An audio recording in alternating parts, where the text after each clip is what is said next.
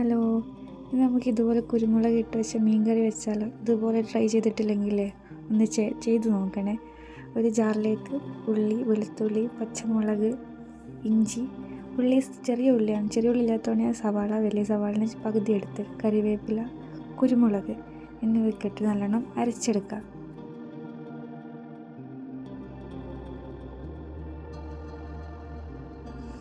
ചൂടായി വന്ന ചട്ടിയിലേക്ക് അല്പം എണ്ണ ഒഴിച്ച് അതിലേക്ക് ഉലുവ ചൂടാക്കി പൊട്ടിച്ചിട്ട് നമ്മുടെ അരച്ച് വെച്ച മിക്സ് അതിലേക്കിട്ട് നല്ലോണം ഒന്ന് മിക്സ് ചെയ്യാം.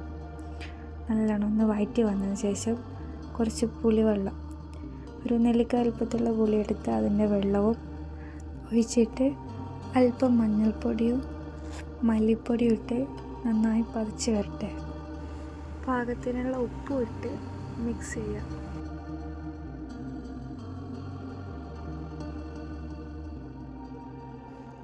തിളച്ച് വരുന്ന കറിയിലേക്ക് നമുക്ക് കഴുകി വൃത്തിയാക്കി വെച്ച മീൻ ഇടുകയും